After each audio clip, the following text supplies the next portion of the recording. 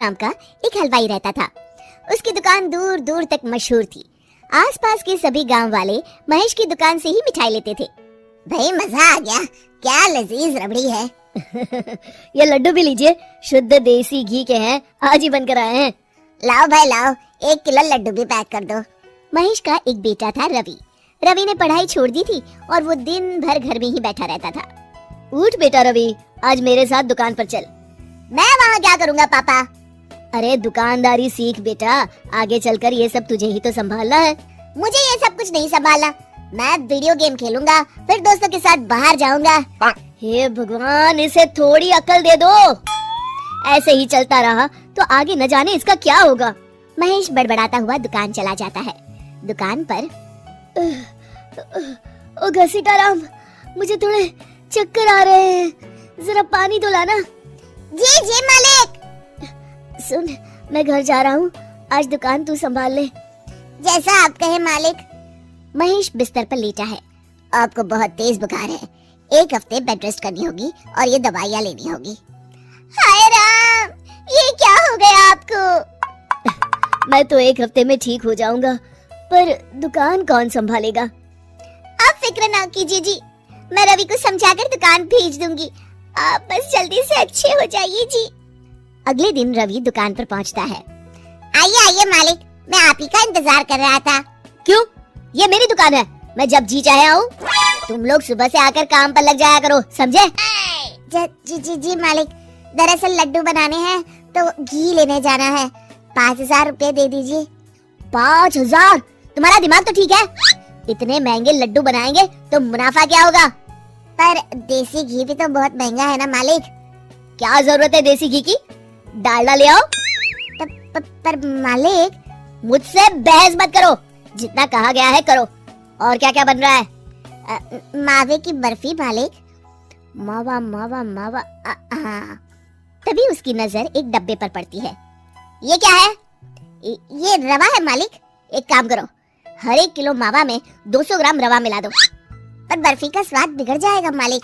जितना कहा है करो, अब जाओ यहाँ से। अगले दिन। क्या बात है रवि बाबू, आपके पापा दिखाई नहीं दे रहे? अब उनकी तबीयत खराब है। अच्छा भाई अच्छा। बस उन्हें ये बताना था कि वो आज आए नहीं तो उनकी मिठाई बड़ी बेस्वाद लग रही है। लेना है तो लो, वरना चलते बनो। अरे अरे अरे, ये कोई तरीका है ग्राहक से बात करने का? चलो भाई चलो, यहाँ से चलो। अगले दिन।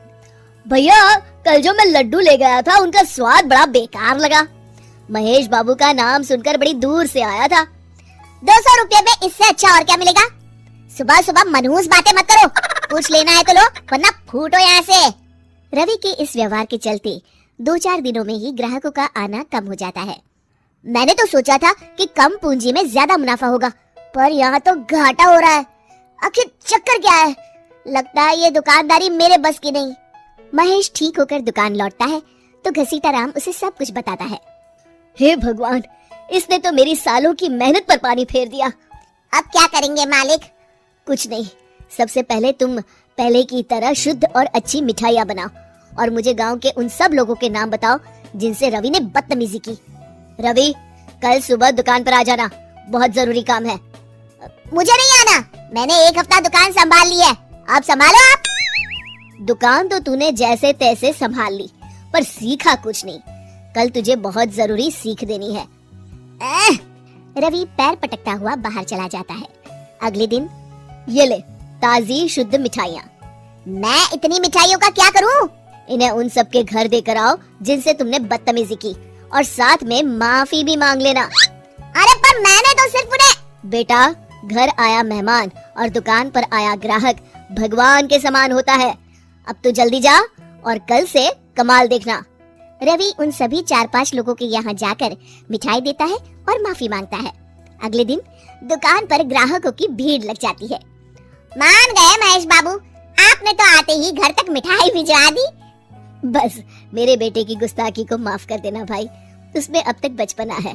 हाँ हाँ, आपके लड्डू के बदले हर चीज की माफी है।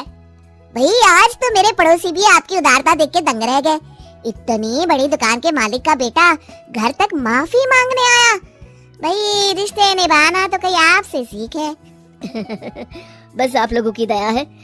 ताजी रसमलाई आई है, लेंगे आप? हाँ भाई हाँ, 200 ग्राम पैक कर दो। शिक्षा, सफलता पाने के लिए ईमानदार